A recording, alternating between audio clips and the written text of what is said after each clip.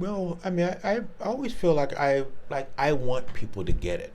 Like I've never been one of those people that, you know, if someone says, "Hey, I don't understand," I've never taken the position of, well, then you need to do more research and go figure it out. And as a teacher, I'm used to reaching people who don't understand, or trying to figure out a way to make them understand. So I think musically, I think some of that has filtered into how I create it, because I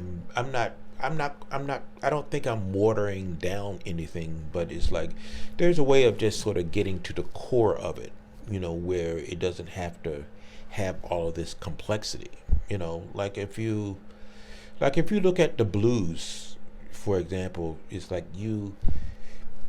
the way it's presented is like a very simplistic thing. It's just like, oh, it's just the blues. But if you sort of break it down, it's kind of complicated, because you have sort of the minor pentatonic, and then you might think of it, well, then there's the dominant chord with the sort of the flat nine, and then the sharp 11, and then you can think, oh wow, then there's you're going from major to dominant, so then you might think, well, there's a type of modal interchange. It's like there's a lot going on in there, but the way it's just presented is the blues. So I sort of, when I'm creating these uh, pieces, or when I'm improvising using extended techniques, it's like, you don't need to know anything about music to get it. It's just like, well, it's kind of cool to look at. There's there's a melodic content sometimes, depending on what I'm doing. There's some type of groove or ostinato that you can tap your foot to or snap your fingers to, or sometimes it's just like, oh wow, he's doing something that's very abstract. But I oftentimes don't do it very long, not because I don't want to lose them, because I myself get bored from doing it. I admire people who can do it. I mean, I've heard records where the first set is just like just total chaos, and they're just screaming, just notes, all over the place, and honking and squeaking, and then the second set it's the same thing for 30 minutes. Like, I can't play that way. It's not natural for me. So, and I think I attribute it just to my more straight ahead training, in that I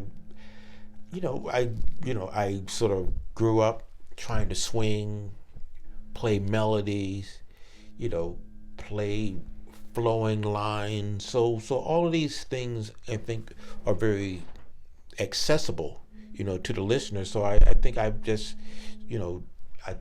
putting all that stuff into a medium or format that's normally, known for abstraction, or even just in some ways alienating the listener. And I think I just sort of, it makes it more accessible, and I think it brings a certain warmth to it. One of the reasons I even started to integrate more jazz into my solo concerts is just, I felt like, well, it's a part of my experience. It's like I'm not Evan Parker. Like, he had a very different path, so I can't just, for me to get on stage and just circular breathe for 20 or 30 minutes, like, I'm not giving the listener the full scope of my artistic experience. Where for him, maybe he that does satisfy, I guess, sort of what he wants to offer artistically. But for me, it's like, playing over tunes, playing some traditional, jazz vocabulary, doing some extended techniques, preparing the instrument, like all of that is sort of like the full gamut of sort of like what I've studied and what I know, and what I have to offer.